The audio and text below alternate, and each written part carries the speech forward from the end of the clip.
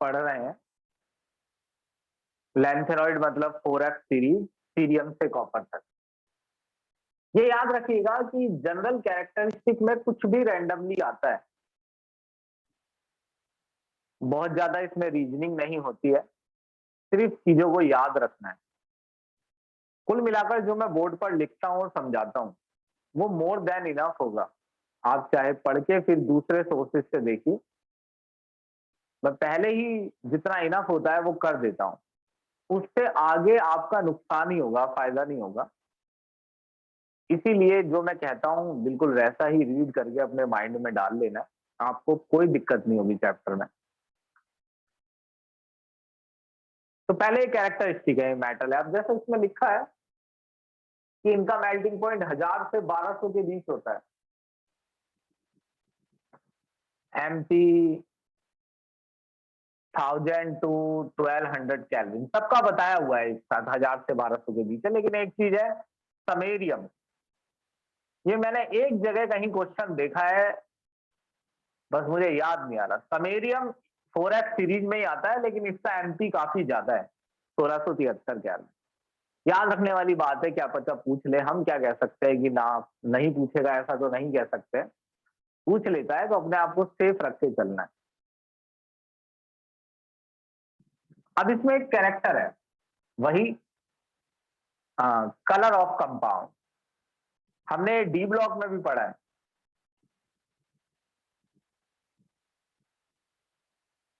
कि इनके compound coloured होते हैं इन ट्राईवैलेंट स्टेट, क्योंकि ज्यादातर ये +3 ही बनाते हैं, तो कंपाउंड भी इनके +3 वाले ही देखने हैं। जैसे आपका लैंथेनॉइड La2O3 है, ये कंपाउंड है एक लैंथेनम का, इसमें लैंथेनम की स्टेट +3 है। तो जो हम कलर पढ़ रहे हैं, colour of compound in trivalent state, तो हम ट्राईवैलेंट में क्यों पढ़ रहे हैं, क्योंकि ये ज्यादातर +3 ही बनाते हैं। हमने पिछली क्लास में पढ़ा है कि इनके कंपाउंड +3 की स्टेट में होते हैं, तो +3 की स्टेट में इनका कलर पढ़ना है। देखो आपको याद है कि डी ब्लॉक पे चलिए एक बार।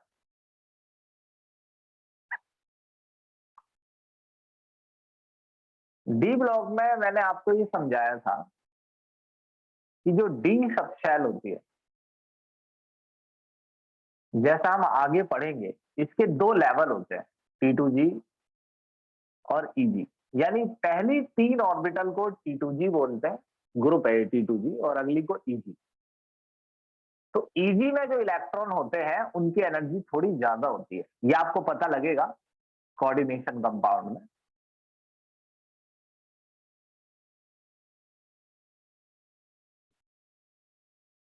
बस इतना ध्यान रखिएगा कि सब कुछ बहुत आराम से समझाया है मैंने, एक बार रिकॉर्डिंग देखिएगा, ये सबूत आपके सामने है। कल को आप डी ब्लॉक पेपर के टाइम पर पढ़ने बैठे हैं और आपको दिक्कत आ जाए, तो याद रखिए मैं इतनी दूर से कुछ खास कर नहीं पाऊंगा उस समय। T2G से EG, तो हमने डी ब्लॉक, वैसे हम F ब्लॉक पढ़ रहे हैं, अगर ना ध्यान हो तो ध्यान दो, हम डी ब्लॉक नहीं F ब्लॉक पढ़ रहे हैं। लेकिन मैंने डी ब्लॉक में एक बात बताई थी कि डी ब्लॉक के जो कंपाउंड्स होते हैं उनमें कलर क्यों होता है। जैसे कि मान लो आपका Ti2+ है, टाइटेनियम 2+ है। टाइटेनियम 2+ में configuration 3D scandium titanium 3D2 4s2 होती है, और टाइटेनियम 2+ में हो जाएगी 3D2। तो ये 2 इलेक्ट्रॉन भर दो 3D में, 4s तो 0 ही है। एक बार रुक जाइए, स्कैंडियम में 1, टाइटेनियम में 2, टाइटेनियम 2+ में 3D में 2। अब मैंने आपको ये बताया था कि ये कंपाउंड इसलिए कलर होते हैं। मान लो कि किसी सब्सटेंस में, जैसे मान लो कंपाउंड है TiCl2,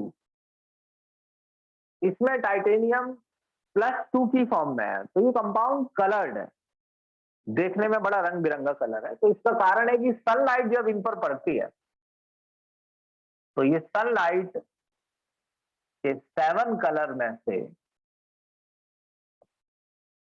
अगर एक भी कलर सम कलर एब्जॉर्ब। मैं तो कह रहा हूं अगर एक भी एब्जॉर्ब हो गया तो जो रिमेनिंग लाइट रिफ्लेक्ट होगी वो मान लो उस लाइट में 3 ही कलर है और मान लो 7 गिरे थे, आराम से सीख लीजिए। अब आपने इकट्ठा कर लिया है तो इस बात के तो पूरे चांसेस हैं कि आपको ये चैप्टर हैक्टिक लगेगा और अगला और। फिर ऑर्गेनिक में आपको कोई प्यार नहीं आएगा, वो और हेक्टिक लगेगा। पहले तो आपको फर्स्ट टर्म का कुछ पढ़ना पड़ेगा 3-4 क्लासों तक। वो चारों चैप्टर एक ही है, अगर आप उन्हें हाफ हाफ करेंगे तो अगला हाफ अगर आप पढ़ेंगे तो एक्सरसाइज के क्वेश्चन नहीं होंगे। अगर आप मुझसे ज्यादा जानते हैं तो आप करवा के दिखा दीजिए, बाकी मेरे को मालूम है कि मेरे को क्या करना है। 7 कलर इस पर लगते हैं, डलते हैं, तो मान लो 3 ही रिफ्लेक्ट होते हैं, तो ये 3 कलर मिलके मान लो येलो नजर आ रहे हैं, तो कंपाउंड येलो नजर आने लगता है। इसका मेन कारण है कलर एब्जॉर्ब हो जाते हैं, तो रिमेनिंग कलर फिर व्हाइट नहीं रहते हैं। तो कलर एब्जॉर्ब करके इलेक्ट्रॉन करते क्या है, T2G से EG में जंप करते हैं। तो ये जंप करने की इनके अंदर इच्छा थी, उस दिन बताया था मैंने, इसलिए ये T2G से EG में जंप कर रहे हैं इलेक्ट्रॉन एनर्जी एब्जॉर्ब करके। इसे कहते हैं DD ट्रांजिशन। सेम, क्योंकि f ऑर्बिटल इतनी सिंपल नहीं होती है जितनी d है, तो इसलिए मैंने इसको f से नहीं समझाया। f ऑर्बिटल में ff ट्रांजिशन होता है, ff। अब आप ff ट्रांजिशन क्या होता है, यानी इलेक्ट्रॉन f से f में कूदा, तो जब भी इनके f ऑर्बिटल में, जैसे ये 4f है, तो जब भी इनकी f ऑर्बिटल में मान लो ये कुछ ऑर्बिटल है f की 5 ऑर्बिटल है कम एनर्जी की और मान लो 2 ज्यादा, तो इलेक्ट्रॉन f से f में ही जंप कर रहा है बाय एब्जॉर्बिंग रेडिएशन। तो यानी अगर कोई भी कंपाउंड इनका कलर है ट्राइवेलेंट स्टेट में, आप पहले सवाल को समझिए। वो ये कह रहा है कि अगर ये अपने कंपाउंड +3 की स्टेट में बनाते हैं, तो जो भी कंपाउंड इनके +3 की स्टेट में होते हैं उनमें कलर होता है। अब ये एफएफ ट्रांजिशन जरूरी है कलर शो करने के लिए। अभी आप ऊपर देखें, मैंने ये चीज समझाई है, इससे पहले भी मैंने ये बात समझाई थी। अगर आपको नहीं समझ आए तो आप बोल सकते हैं। एफएफ ट्रांजिशन की वजह से कलर शो करते हैं, तो इसके लिए एफ में इलेक्ट्रॉन तो होने चाहिए। टोटल 7 ऑर्बिटल है एफ की। तो जब भी ट्राइवेलेंट स्टेट में कोई भी लैंथेनॉइड, एलएन लिखा है, एलएन मतलब कोई सा भी, किसी भी एलएन 3+ में, भाई 3+ में देखना है। अगर F0 या F14 आता है, F0 का मतलब है F में इलेक्ट्रॉन ही नहीं है, और F14 का मतलब है कि सारी ऑर्बिटल भरी हुई है, तो ऐसे केस में नो एफएफ ट्रांजिशन, तो एफएफ ट्रांजिशन नहीं होता है और ऐसे में कलर शो नहीं करते हैं।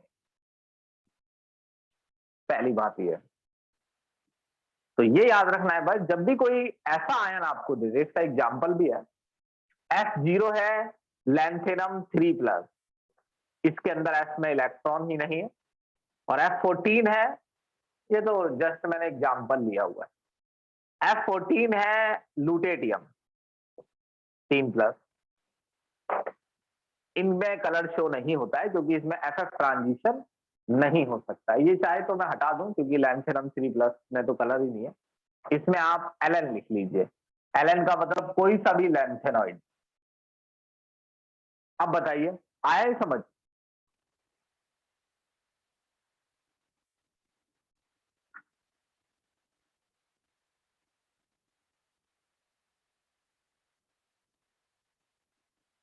हम्म, ठीक है,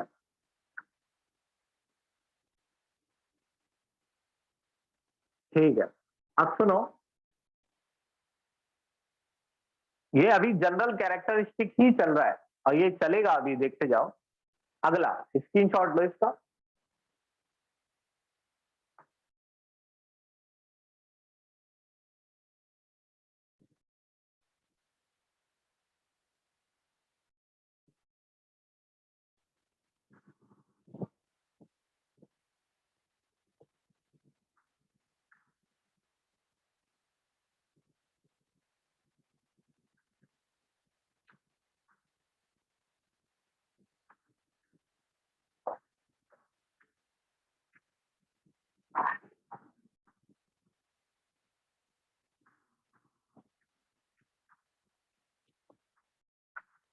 अब देखिए कुछ कैरेक्टरिस्टिक आयोनाइजेशन एंथैल्पी के बारे में पढ़ना है।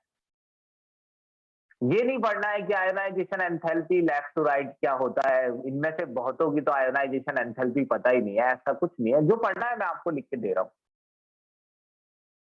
जो फर्स्ट आयोनाइजेशन एंथैल्पी है ना इनकी, अगर आप पहला इलेक्ट्रॉन निकालेंगे लैंथेनॉइड्स में से, मुझे ऐसा लग रहा है कि लैंथेनॉइड क्या है, कई बच्चों को तो लास्ट क्लास ना ली हो तो शायद यही ना ध्यान आ रहा हो, लेकिन लैंथेनॉइड सीरियम से लेके लूटेटियम तक के 14 एलिमेंट है। अगर आप इनमें पहला इलेक्ट्रॉन निकालते हैं तो अराउंड 600 किलो जूल पर मोल एनर्जी चाहिए। ये अराउंड में लिखी है, इसी वजह से लिखी है क्योंकि एक्यूरेटली इनकी आयोनाइजेशन एंथैल्पी पढ़ना मुश्किल है थोड़ा। Second ionisation enthalpy around 1200 kilo joule per mole है। ये आपको सिर्फ ये दिखा रहे हैं कि ये जो आयोनाइजेशन एंथैल्पीज है ना, ये अप्रोक्सीमेटली कैल्शियम की तरह है। और कैल्शियम एक टिपिकली मेटल है, तो इनमें अधिकतर प्रॉपर्टीज भी कैल्शियम की तरह है, जैसे कैल्शियम दूसरे एटम से रिएक्ट करता है। अब इनका ई नॉट है, ई नॉट एल एन, नहीं, थर्ड आयोनाइजेशन एंथैल्पी में आप कुछ रीजनिंग कर सकते हैं जो पेपर में आती भी है। अगर आप तीसरा इलेक्ट्रॉन निकाल रहे हैं, जैसे मैं गैडोलीनियम लेता हूं, एक गैडोलीनियम ले लीजिए, एक लैंथेनम और एक लूटेटियम। अगर आप तीसरा इलेक्ट्रॉन निकालते हैं गैडोलीनियम में से, तो इसकी कॉन्फ़िगरेशन है 4f7 5d1 6s2। तो आप ये दो निकालेंगे और ये एक, तो GD3 प्लस जब आप तीसरा इलेक्ट्रॉन निकालेंगे तो कॉन्फ़िगरेशन 4f7 हो जाएगी, और 4f7 का मतलब है एक्स्ट्रा स्टेबिलिटी। तो थर्ड आयोनाइजेशन एंथैल्पी में ये आंसर आएगा कि क्वेश्चन आएगा, ये कुछ नहीं आएगा, मे बी आपसे पूछ ले कि किससे मैच करती है इनकी आयोनाइजेशन एंथैल्पी, आपको बोलना है कैल्शियम, इसमें तो इतना ही है। पिछले वाले में आपको कलर बताना था कि क्या ये कलर शो करते हैं, हाँ एफएफ ट्रांजिशन की वजह से, या कोई कंपाउंड अगर कलर्ड नहीं है तो वो F0 या F14 वाला है। इसमें यहां पर कोई सवाल नहीं है, थर्ड आयोनाइजेशन एंथैल्पी पर क्वेश्चन है। गैडोलीनियम 3 प्लस जब बनाता है तो वो 4f7 अटेन करता है। लैंथेनम अगर 3 प्लस बनाता है तो वो 4f0 5d0 6s0 हो जाता है। ये नोबल गैस कॉन्फ़िगरेशन अटेन कर चुका है। और मैं बता भी देता हूं कि किसकी कॉन्फ़िगरेशन है। इस समय लैंथेनम के पास इलेक्ट्रॉन 54 है और ये helium neon argon krypton xenon से मैच खा रहा है, लाइक जिनॉन। वही लूटेटियम 3 प्लस की फॉर्म में 4f14 अटेन कर लेता है।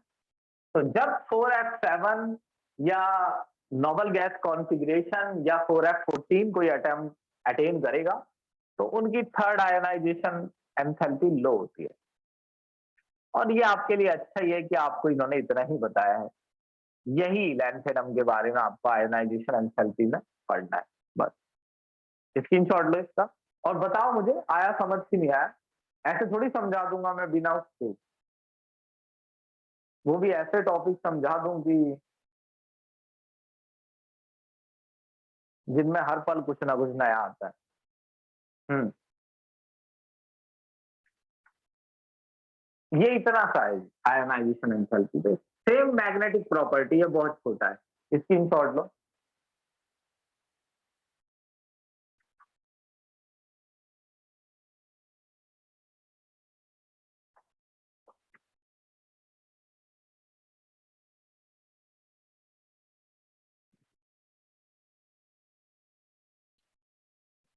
भाई मैग्नेटिक प्रॉपर्टी का मतलब मैंने डी ब्लॉक में भी बताया था, और यहाँ तो बहुत ही छोटा है, मात्र 3-4 लाइनें लिखी हैं।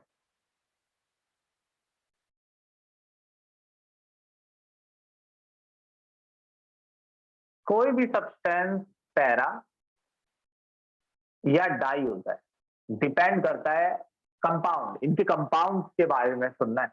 भाई एटम्स को डाई पैरा नहीं बताना है, कोऑर्डिनेशन कंपाउंड में आएगा ये मैग्नेटिक प्रॉपर्टी में। एटम नहीं, कंपाउंड इनके पैरा या डाई होते हैं, और वो भी 3+ की स्टेट में, क्योंकि मोस्टली कंपाउंड इनके 3+ की स्टेट में होते हैं ना, तो इनके कंपाउंड 3+ की स्टेट में बताने, डाई या पैरा जो भी है। अब देखो, अगर इनमें सिंगल इलेक्ट्रॉन आता है एफ में, सिंगल इलेक्ट्रॉन इन एफ, अगर हम सिर्फ ट्राइवेलेंट स्टेट में देखें, तो कोई एक एग्जांपल ले लो, सीरियम, लैंथेरम, सीरियम, प्रसुडाइमियम, देखना पड़ेगा सीरियम से अगला कौन सा, प्रसुडाइमियम। अब जैसे प्रसुडाइमियम है पीआर, तो इसकी कॉन्फ़िगरेशन है 4f3 5d0 6s2। तो आप अगर इसमें से 3 इलेक्ट्रॉन निकाल दें तो ये 4f2 बचता है, यानी 2 सिंगल इलेक्ट्रॉन है। तो अगर इसमें सिंगल इलेक्ट्रॉन है तो ये सब्सटेंस पैरामैग्नेटिक है। पैरामैग्नेटिक का मतलब वीकली अट्रैक्टेड बाय मैग्नेट, ये मैग्नेट को थोड़ा सा अट्रैक्ट करेगा। वहीं अगर आपकी कॉन्फ़िगरेशन F0 आती है या F14 आती है, जो आएगी एक तो लैंथेनम 3+ में और एक लूटेटियम 3+ में, तो ऐसे में ये F14 में तो डाई मैग्नेटिक हो जाएगा, और F0 में इसमें नो मैग्नेटिज्म, कोई मैग्नेटिक प्रॉपर्टी नहीं है। ये बिल्कुल पिछले वाले की तरह है, कोई चेंज नहीं है। बताइए समझ आ रहा है क्या क्वेश्चन आएगा, कैसा, आप कुछ भी पूछ सकते हैं, इतना ही है जी ये टॉपिक।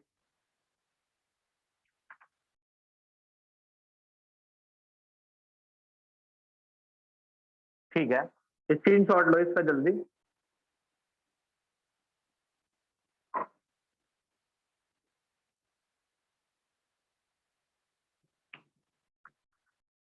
भाई इनकी रिएक्शंस भी होती हैं मगर कुछ खास नहीं है। लेकिन आप कोई भी टॉपिक छोड़ेंगे नहीं, ना ही कम पढ़ेंगे, पूरा पढ़ के ही आप उसे खत्म करेंगे। ये बहुत रिएक्टिव होते हैं और इनका ई नॉट देखकर ये पता चलता है। जो ई नॉट Ln 3+ से Ln 2+ है ना, यानी 2 से 3 बनने की टेंडेंसी, तो वो काफी कम Ln है इनका, 2.2 ई नॉट है से -2.4, ये काफी लो ई नॉट है। और जब ई नॉट लो होता है तो इलेक्ट्रॉन लूज करने की टेंडेंसी बहुत ज्यादा होती है।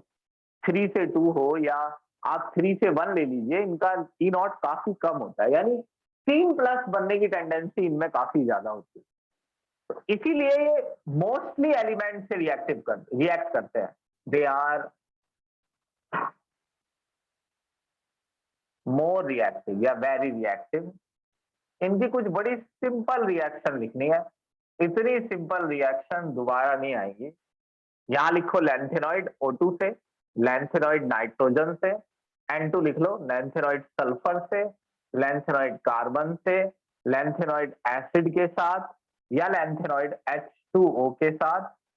अगर लैंथेनॉइड की नाइट्रोजन से रिएक्शन कराई जाए तो नाइट्राइड आयन पे 3- चार्ज होता है और Ln अटेन करते हैं 3+, तो 3+ और एक 3-, तो बनता है लैंथेनॉइड नाइट्राइड।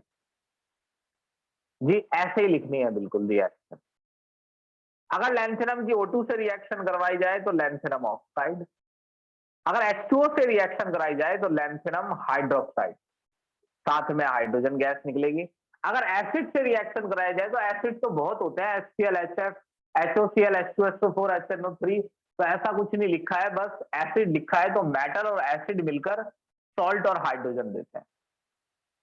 आपको ये याद रखना है, मे भी अगर कुछ पूछे कि एसिड से रिएक्शन करता है या नहीं। अगर लैंथेनम की कार्बन से रिएक्शन कराई जाए तो ये लैंथेनम कार्बाइड बनाता है।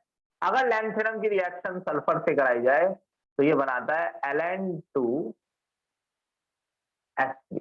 बस जी, इतना, इससे अच्छा क्या लोगे, बस जी खत्म हो गया लैंथेनॉइड, स्क्रीनशॉट लो। एक्टिनॉइड पर आ जाओ, और आप पढ़ नहीं पाएंगे एक्टिनॉइड अपने बाप, तो इसलिए ध्यान से देखना।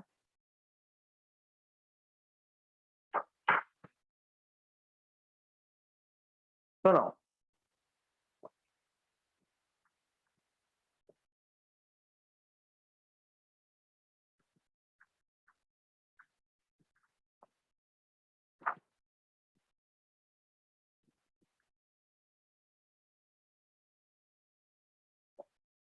सबसे पहले कॉन्फ़िगरेशन,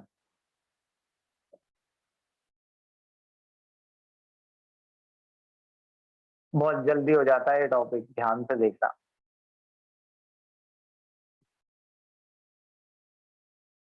इनका नाम लिख लो एलिमेंट्स का।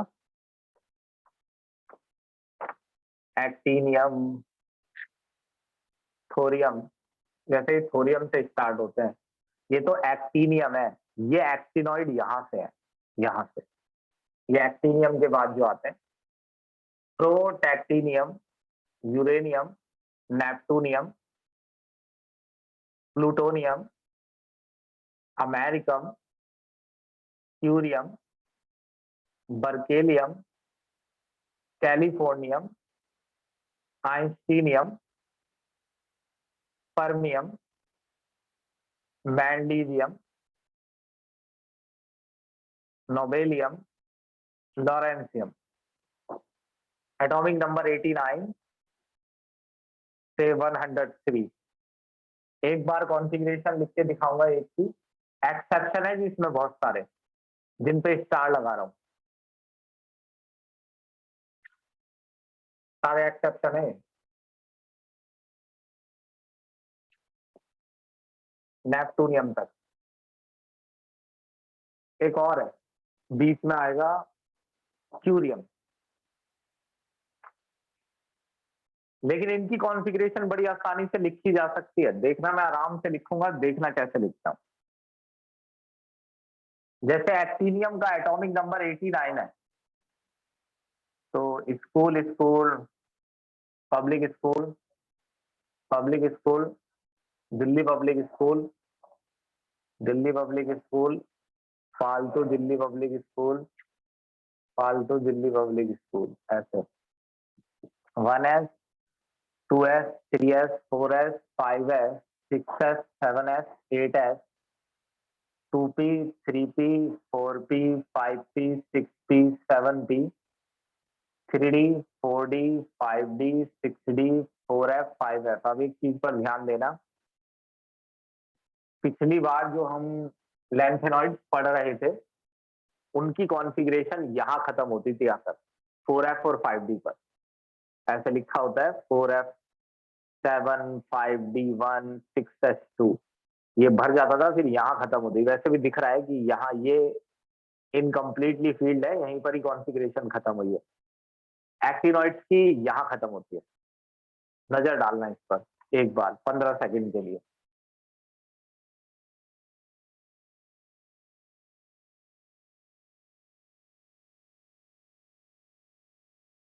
अब जैसे मैंने एक्टिनियम 89 लिखा है, तो मैं इसे फिल करता हूँ 2, 2 4, 6 10, 2 12, 2 14, हाँ सारे ही भर लो ना, 10 6 10 6 2 14 10 6 2, ये कितने हो गए, 2 4 6 10, 2 12 6 18, 2 20 30 36 48 54 56 14 17 80 86 88, एक इलेक्ट्रॉन फिल करना है। सेम वही सिचुएशन आ गई है जैसे लैंथेनम में, पिछले वाला याद करना है हमें। लैंथेनम, ये एक्टिनियम है, ये अभी एक्टिनियम है, लैंथेनम पिछले वाला है।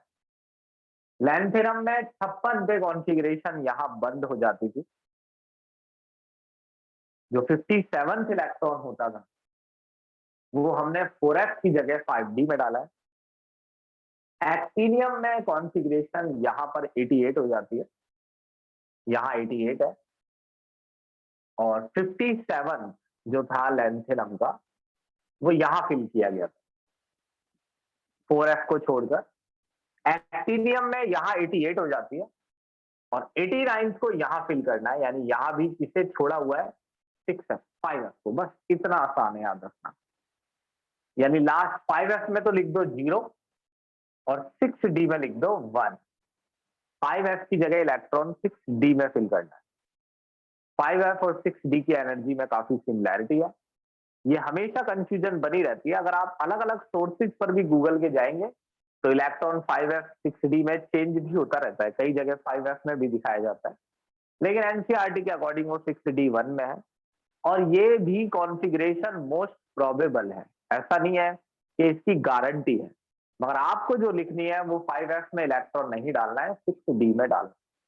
अब मैं इसे अगर अरेंज कर दूं या ऐसे ही पता कर लो, देखो बिना अरेंज किए भी हम ये पता कर सकते हैं कि लास्ट इलेक्ट्रॉन कौन सा होगा, वैलेंस इलेक्ट्रॉन कौन सा होगा। सबसे बड़ा नंबर वैलेंस इलेक्ट्रॉन में आएगा। अब वो ऑर्बिटल ढूंढो जो पूरी तरह भरी हुई नहीं। ये सब पूरी तरह भरी हुई है। एस में 2 आते हैं, पी में 6, डी में 10, एस डी में 10, पी में 6, एस में 2। ये है 6d जो भरी नहीं है पूरी तरह।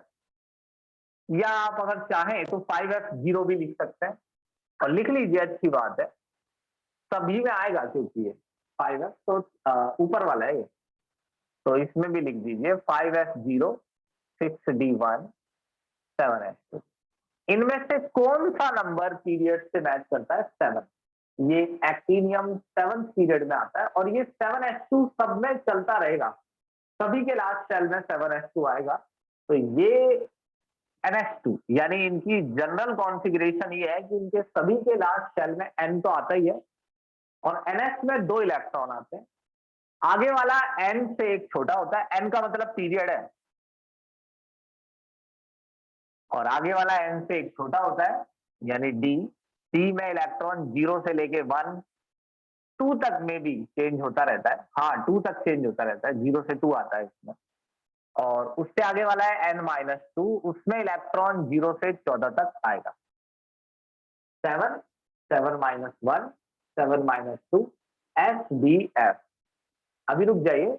अब दूसरा आइटम है थोरियम। सेम थोरियम में बस इतना याद रखना है कि हर किसी में जिसमें भी स्टार लगा हुआ है, जितनों में स्टार लगा हुआ है उनमें एक इलेक्ट्रॉन 6d में जरूर डाल।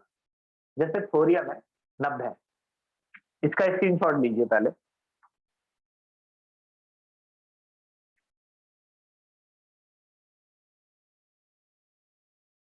जल्दी 1 मिनट रुको।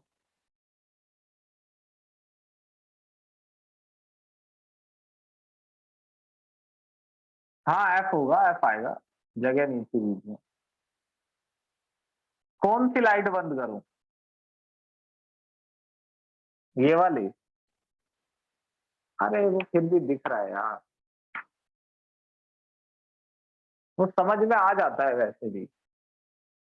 n-2f 0 से लेके 14।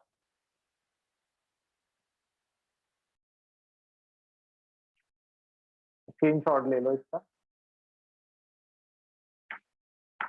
सारी बंद हो गई।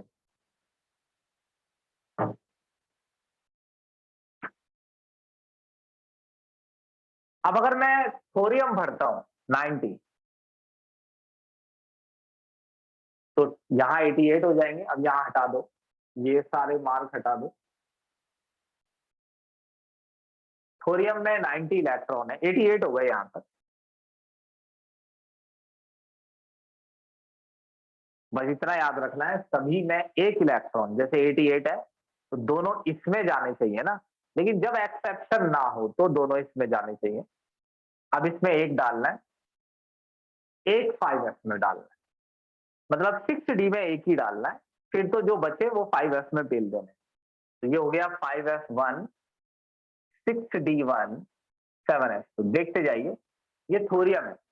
पूछना हो तो जल्दी पूछना, बार बार स्क्रीन पर आऊंगा बार बार, तो आप बोल के पूछ लेना। ये प्रोटेक्टिनियम है, इसकी कौन सी, इसका एटॉमिक नंबर 91 है। इसे मिटा रहा हूं मैं इस वाले को, तो स्क्रीनशॉट ले लेना हर किसी का। मगर हर किसी का स्क्रीनशॉट तो ले रहे हो कॉन्फ़िगरेशन का, इसे याद करोगे क्या? इसे समझना होता है। क्या समझाऊं, कुछ बच्चों को तो ये बात भी समझा दो कि इसे समझना होता है, तो वो भी उनके समझ नहीं आता है कि इनको समझना है। 88 एक इसमें डालना है, 2 इसमें, 5f2 6d1 7s2। सेम अगले में 5f3 6d1 7s2। उससे अगले में 5f4 6d1 7s2। अब ये एक्सेप्शन नहीं है, तो 7s2 में तो पूरे इलेक्ट्रॉन आएंगे, 7s में 6d में कुछ नहीं आएगा अगर ये एक्सेप्शन नहीं है। तो 4 और एक 5 और एक जो बढ़ा वो 6, 5f7 6d0 7s2। अगला होना चाहिए 5f8 6d0 7s2। लेकिन अगर ये एक इलेक्ट्रॉन इसमें ट्रांसफर आप कर दें तो ये एग्जैक्टली हाफ फील्ड हो जाता है। तो ये एक सीधा रीजन दे सकते हैं आप, एग्जैक्टली हाफ फील्ड।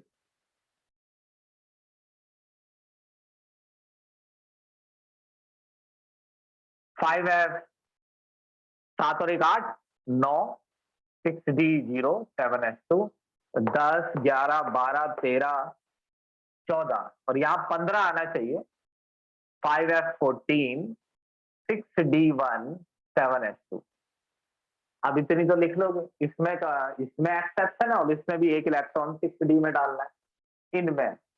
बस थोरियम के बारे में ये याद रखना, ये थोरियम की कॉन्फ़िगरेशन है ना 5f1 6d1, ये आपको याद करवाने के लिए लिखी गई है ताकि मैं ये कह सकूं कि एक्टिनियम, थोरियम, प्रोटैक्टिनियम, यूरोनियम, नेप्टूनियम और क्यूरियम सभी में अगर आप एक एक इलेक्ट्रॉन 6d में डाल दें तो कॉन्फ़िगरेशन फिर आपकी सही आएगी, बाकी आपको 5f में डालने। लेकिन थोरियम में ऐसा नहीं है, थोरियम में ये 5f में एक भी नहीं है, पूरा 6d2 है। ये आप बाद में चेंज कर सकते हैं और अब आपको ये याद भी हो। आया समझ में, ये बताओ।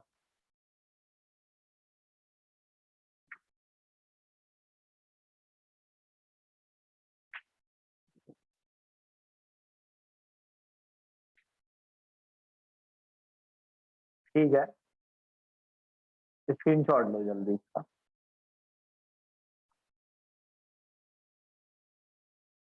जल्दी।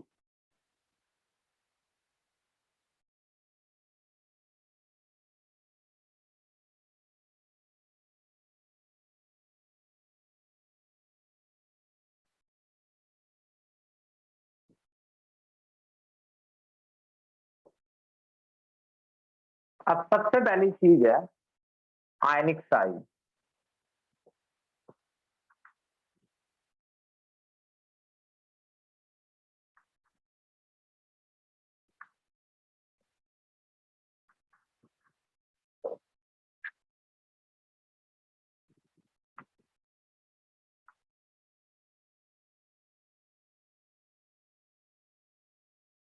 जब हम लैंथेनॉइड पढ़ रहे थे ना, जब लैंथेनम से सीरियम, सीरियम से प्रसुडाइमियम, फिर नियोडाइमियम, फिर प्रोमीथियम, फिर समेरियम, ऐसे ऐसे करके आता था, तो मैंने आपसे एक बात कही थी, ये लैंथेनम है जी, एक्टिनियम, वैसे हमारा टॉपिक एक्टिनॉइड है। ये कॉन्फ़िगरेशन है 4f0 5d1 एंड 6s2। ये इसके लिए जगह नहीं है, यहां लिख देता हूं। ये 4f3 है 5d0 6s2 4 5 6। ये 4f6 है 5d0 6s2। तो मैंने ये कहा था कि अगर आप लेफ्ट टू राइट जाएं तो इलेक्ट्रॉन ऐड होते हैं बीच में। बीच का मतलब न्यूक्लियस और वैलेंस इलेक्ट्रॉन के बीच, न्यूक्लियस और वैलेंस इलेक्ट्रॉन के बीच, न्यूक्लियस और वैलेंस इलेक्ट्रॉन के बीच। जब इलेक्ट्रॉन न्यूक्लियस और वैलेंस इलेक्ट्रॉन के बीच इनकी ऐड होते हैं तो स्क्रीनिंग इफेक्ट बढ़ता है।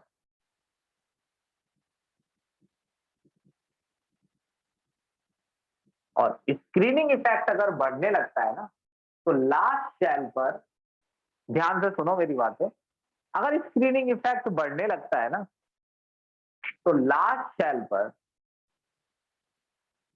लगने वाला अट्रैक्शन घटता है। मगर क्योंकि इलेक्ट्रॉन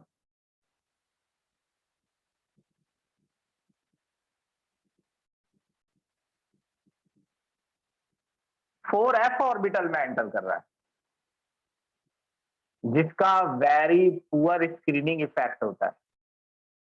ये कोई नई बात नहीं है कि एफ का पुअर स्क्रीनिंग इफेक्ट होता है, या ये अभी नहीं चली आई है। भाई नया तो किसी को ये भी लग जाता है कि मेटल की पानी से रिएक्शन, कभी कभार मैं ऑफलाइन में 11th पढ़ाता हूँ तो कई मैं बोलता हूँ मेटल को पानी में डालोगे तो मेटल हाइड्रोक्साइड बनेगा। तो कुछ बच्चों को कोई क्लू नहीं होता है, उनके लिए तो वो भी नया है। मगर ये मैं आपको बता दूं कि 4f ऑर्बिटल की शेप ऐसी होती है कि वो ठीक से स्क्रीनिंग इफेक्ट प्रोड्यूस नहीं करती है। देखो हर बच्चा ये चाहता है कि जैसे ही 4f आए तो सर ये समझाने लग जाए कि 4f ऑर्बिटल का स्क्रीनिंग इफेक्ट पुअर क्यों होता है। फिर वो बच्चा ये भी चाहता है कि सर 2-3 क्लासों में डी ब्लॉक करा दे। तो बच्चे बहुत कुछ चाहते हैं, लेकिन वो इस कारण होता है कि वो पढ़ने के अलावा सब कुछ करना चाहते हैं। तो ये भी जो बोर्ड पर लिखा है इतने दिनों से, इसमें बहुत रीजनिंग लिखी है मैंने। अपनी तरफ से मैंने पूरी कोशिश की है कि इसमें कोई भी रीजनिंग छूटे ना। अब आप अगर ये रीजनिंग समझ लें, आपको ये क्वेश्चन आने लग जाए, फिर आप फर्दर कुछ भी कर सकते हैं। आप बीएससी की किताबें पढ़ने लगिए या उससे ऊपर की पढ़ने लगिए, मगर आप पहले एनसीईआरटी तो आपने की नहीं और उसके बाद आप और रीजन तलाशेंगे तो इसमें टाइम निकल जाएगा 1-1.5-2 महीने का जो बच्चा है, और यही करते रह जाओगे फिर तुम। तो स्क्रीनिंग इफेक्ट इंक्रीज होता है जैसे जैसे इलेक्ट्रॉन 4f में एंटर करता है बीच में। और याद में दिला दूं, मैं 5 बार बोल दूं कि स्क्रीनिंग इफेक्ट बढ़ने से लास्ट शेल पर लगने वाला अट्रैक्शन घटना चाहिए। मगर क्योंकि इलेक्ट्रॉन 4f में एंटर कर रहा है तो स्क्रीनिंग इफेक्ट ज्यादा नहीं बढ़ रहा। ये कह लीजिए कि स्क्रीनिंग इफेक्ट का कोई रोल ही नहीं रह गया है। यानी आप इसे सेंटेंस को इग्नोर कर सकते हैं कि ऐसा कुछ नहीं हो रहा एक तरीके से। यानी स्क्रीनिंग इफेक्ट इतना कम बढ़ रहा है कि आप मान लीजिए कि ये कुछ हो ही नहीं रहा। तो फिर एक ही चीज बचती है, न्यूक्लियर चार्ज, यानी साइज ऑफ न्यूक्लियर, वो भी तो बढ़ रहा है। अब न्यूक्लियर चार्ज का बढ़ना क्या होता है कि लैंथेनम का एटॉमिक नंबर 57 है, ये 58 है, ये 59 है। एटॉमिक नंबर जो होता है वो नंबर ऑफ प्रोटॉन होता है। तो अगर नंबर ऑफ प्रोटॉन बढ़ेंगे तो न्यूक्लियस का साइज बढ़ेगा। तो न्यूक्लियस के साइज को बढ़ने को ही न्यूक्लियर चार्ज बढ़ना कहते हैं। अब जिसका न्यूक्लियस बड़ा होता है ना, वो अपने लास्ट शेल पर ज्यादा अट्रैक्शन लगाता है। यानी अगर न्यूक्लियर चार्ज बढ़ता है तो लास्ट शेल पर लगने वाला अट्रैक्शन बढ़ना चाहिए, और ये बढ़ ही रहा है। ऐसा नहीं कि इसमें कोई एक्सेप्शन है। तो न्यूक्लियर चार्ज बढ़ने की वजह से लास्ट शेल पर लगने वाला अट्रैक्शन बढ़ रहा है। तो अगर लास्ट शेल पर लगने वाला अट्रैक्शन बढ़ेगा, अगर लास्ट शेल पर लगने वाला अट्रैक्शन बढ़ेगा तो साइज घटेगा। तो जब जैसे जैसे आप लैंथेनम में इस तरफ जा रहे हैं तो न्यूक्लियर चार्ज ही बढ़ रहा है मेनली। तो लास्ट शेल पर लगने वाला अट्रैक्शन बढ़ रहा है और नंबर ऑफ शेल तो सेम ही है। तो जिस जहां पर शेल पर अट्रैक्शन ज्यादा है उसका साइज छोटा है। तो राइट साइड जाने पर शेल पर अट्रैक्शन बढ़ रहा है तो साइज घट रहा है। तो इसे कहते हैं लेंथेनॉइड कॉन्ट्रैक्शन। लेंथेनॉइड कॉन्ट्रैक्शन शब्द का मतलब है सिकुड़ना। यानी जैसे जैसे हम राइट साइड जाएंगे लेंथेनॉइड सिकुड़ते चले जाएंगे। इसे सिकुड़ना बेसिकली इसलिए कहते हैं क्योंकि नंबर ऑफ शेल सेम है। यानी सभी में शेल्स तो सभी में सेम है, बस कुछ एटम सिकुड़े हुए हैं और जो इधर है वो फैले हुए हैं। अब ऐसे जाएंगे आप तो वो सिकुड़ते चले जाएंगे। ऐसे ही एक्टिनॉइड कॉन्ट्रैक्शन होता है। ये तो लेंथेनॉइड कॉन्ट्रैक्शन है, सेम ऐसा ही होता है। मगर उसमें एक चीज आती है, वो क्वेश्चन ये है कि why actinoid contraction, why actinoid contraction is greater than lanthanoid contraction. तो एक्टिनॉइड का कॉन्ट्रैक्शन लैंथेनॉइड कॉन्ट्रैक्शन से भी ज्यादा होता है। अब इसका क्या मतलब है? इसका मतलब है फिलहाल तो ये लैंथेनॉइड है, अब मान लो कि साइज घट रहा है, तो 100 पर था, मान लो कि ये साइज 100 है, 100 पिकोमीटर, ये कुछ और है लेकिन मैंने 100 लिखा है। अब ये घट रहा है तो मान लो 100 से 80 हो गया लास्ट में। लेकिन एक्टिनॉइड्स में ये कितने का अंतर है? 20 का अंतर है, मगर एक्टिनॉइड्स में ये अंतर ज्यादा होता है। अगर आप 100 से स्टार्ट करेंगे तो वो घटते घटते शायद 60 हो जाए। तो क्वेश्चन का मतलब ये है कि अगर आप एक एक स्टेप एक्टिनॉइड में चलेंगे तो साइज ज्यादा घटता है बजाय लैंथेनॉइड के। अब इसका एक बहुत सिंपल आंसर है, यहां आ जाओ। साइज घट क्यों रहा है? क्योंकि न्यूक्लियर चार्ज बढ़ रहा है और लास्ट शेल पर लगने वाला अट्रैक्शन बढ़ रहा है। लास्ट शेल पर लगने वाला अट्रैक्शन बढ़ने से साइज घट रहा है। तो लास्ट शेल पर लगने वाला अट्रैक्शन जितना ज्यादा बढ़ेगा, लास्ट शेल पर लगने वाला अट्रैक्शन जितना ज्यादा बढ़ेगा, साइज भी उतना ही तेजी से घटेगा। यानी एक्टिनॉइड्स का साइज ज्यादा तेजी से घट रहा है तो उनमें न्यूक्लियर चार्ज ज्यादा बढ़ रहा है। उनमें न्यूक्लियर चार्ज ज्यादा नहीं बढ़ रहा है, दरअसल उनमें स्क्रीनिंग इफेक्ट और भी कम है। यहां तो हमने ये कहा था थोड़ी देर पहले कि आप इसे इग्नोर कर सकते हैं। इग्नोर इसलिए कर सकते हैं क्योंकि कम है। ऐसा नहीं कि स्क्रीनिंग इफेक्ट बढ़ ही नहीं रहा है। स्क्रीनिंग इफेक्ट न्यूक्लियर चार्ज के बढ़ने पर कुछ तो असर डाल रहा है, मगर एक्टिनॉइड्स में स्क्रीनिंग इफेक्ट और भी कम बढ़ता है क्योंकि एक्टिनॉइड्स में इलेक्ट्रॉन 5s में एंटर करता है और इसका 5f का स्क्रीनिंग इफेक्ट और भी पुअर होता है, less than 4f। Very poor screening effect, बहुत पुअर स्क्रीनिंग इफेक्ट है, even less than 4f। 4f से भी कम है स्क्रीनिंग इफेक्ट। तो इस समय एक्टिनॉइड्स में लेफ्ट टू राइट जाते समय आप ये कह सकते हैं जैसे कि स्क्रीनिंग इफेक्ट बढ़ता ही नहीं है, तो फिर मेनली न्यूक्लियर चार्ज का असर रह जाता है और ऐसे में लास्ट शेल पर लगने वाला अट्रैक्शन और ज्यादा बढ़ रहा है, और ज्यादा बढ़ रहा है, तो एक्टिनॉइड और ज्यादा सिकुड़ रहा है। अब यहां पर एक्टिनॉइड्स कर लीजिए इन्हें, एक्टीनियम,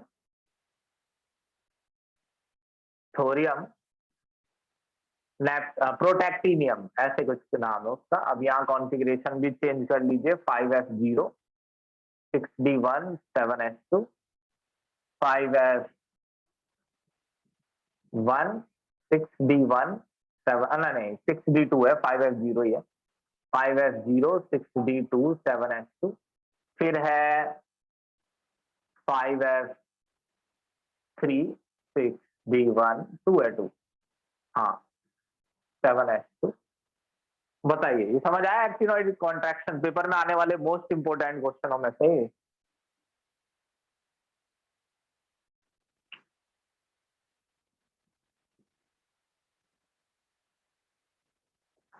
हाँ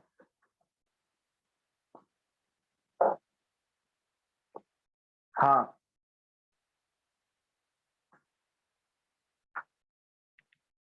ठीक है। अब एक लास्ट टॉपिक है ऑक्सीडेशन स्टेट। इसके बारे में देखो एक चीज मैं पढ़वा दूं। देखो, ये टॉपिक है ऑक्सीडेशन स्टेट, ये सब हम पढ़ चुके हैं। जनरल कैरेक्टरिस्टिक पढ़ के देखना, समझ आ जाएगा, सब कुछ पढ़ा दिया मैंने। एफ ट्रांजिशन डी, इसमें लास्ट में देखो क्या लिखा है और देखना ही ध्यान से। Because the distribution of oxidation state among the actinoid, यानी एक्टिनॉइड की ऑक्सीडेशन स्टेट कुछ इस तरह से है कि अनइवन, यानी इतनी उल्टी सीधी है कि, और सो डिफरेंट, एक दूसरे से इतनी अलग, इतनी अलग, जैसे ये 7 तक पहुंच गया, ये बेचारे 3 तक ही हैं। अगर एक आधा 3 तक होता तो कुछ कहते भी, लेकिन ये 3, ये 4 अचानक से 7 आ गया और फिर ये बहुत ही घट गया, 3 ही रह गया। It is unsatisfactory, to review their chemistry in terms of oxidation state, यानी कि आप अगर ऑक्सीडेशन स्टेट के हिसाब से इनमें कुछ पढ़ने की कोशिश करें तो ये बड़ा ही डिफिकल्ट है। मैं आपको ऐसे ही बता देता हूँ ऊपर क्या लिखा है, लेकिन आपको फिर भी एक दो चीजें याद रखनी है। ये सभी मोस्टली +3 दिखाते हैं, ये बिल्कुल लैंथेनॉइड्स की तरह है। लैंथेनॉइड्स भी +3 ही शो करते हैं, लेकिन ये हाई ऑक्सीडेशन स्टेट पर बहुत जल्दी पहुंच जाते हैं, जबकि लैंथेनॉइड या तो 2 बनाते हैं या 3 या 4। +3 वो ज्यादातर बनाते हैं, कभी कभार +3 से कम +2 या +4, 3 स्टेट होती है, मगर इनमें 5, 6, 7 और बीच बीच में आने से पहले ही, यानी स्टार्टिंग में ही कॉन्फ़िगरेशन में नेपटूनियम 7 तक अटेन कर सकता है। अब आप कहें नेपटूनियम 7 तक क्यों अटेन कर रहा है, बाकी 3 तक? बेटा उन्होंने वही नीचे लिखा हुआ है, बस आपका दिमाग सेंटर में नहीं है। It is unsatisfactory to review their chemistry in terms of oxidation state. मैं तो ये बता रहा हूँ पैराग्राफ में क्या लिखा है। सभी की 3 स्टेट है, अचीव करते हैं, बीच में स्टेट अचानक से वो ज्यादा अचीव करते हैं +7 तक। लैंथेनॉइड और एक्टिनॉइड में यह अंतर है कि लैंथेनॉइड्स में +2 स्टेट भी अचीव होती है, जबकि एक्टिनॉइड्स में +2 अचीव गायब है, +2 स्टेट गायब है। लैंथेनॉइड्स मैक्सिमम 4 तक जाते हैं, एक्टिनॉइड 4 से ज्यादा तक जा सकते हैं। ये दिखाता है कि एक्टिनॉइड्स में इलेक्ट्रॉन लॉस करने की क्षमता ज्यादा है, क्योंकि ये ग्रुप में नीचे आते हैं, और जैसे जैसे आप ग्रुप में नीचे आते हैं, लास्ट सेल पर लगने वाला अट्रैक्शन घटता है और इलेक्ट्रॉन लॉस करना आसान हो जाता है। यानी इनकी आयोनाइजेशन एनर्जी, क्योंकि ये नीचे है पीरियोडिक टेबल में लैंथेनॉइड से, तो ग्रुप में अगर आप ऊपर से नीचे जाएंगे तो आयोनाइजेशन एनर्जी घटती है। तो एक्टिनॉइड्स की आयोनाइजेशन एनर्जी इतनी कम है कि वो काफी ज्यादा इलेक्ट्रॉन लॉस कर सकते हैं। बस ये इतना है। हम कोऑर्डिनेशन कंपाउंड पढ़ेंगे अगली क्लास से। क्वेश्चन आप इसके पीछे के करने से पहले आप इसे रीड कर लीजिए चैप्टर को। पीछे के क्वेश्चन करने की भी जरूरत नहीं पड़ेगी, इसमें बहुत सारे क्वेश्चन हैं इसके, वो भी याद करने वाले। तो आप इसे बीच से रीड करिए, पहले रीड ना करें, क्वेश्चन पहले ही रीड करने लग जाएंगे तो और कॉन्फिडेंस डाउन हो जाता है। तो कोऑर्डिनेशन कंपाउंड पढ़ेंगे हम अगली क्लास में, 4 क्लासों में उसे खत्म कर देंगे, ध्यान रखना। चलो ठीक है।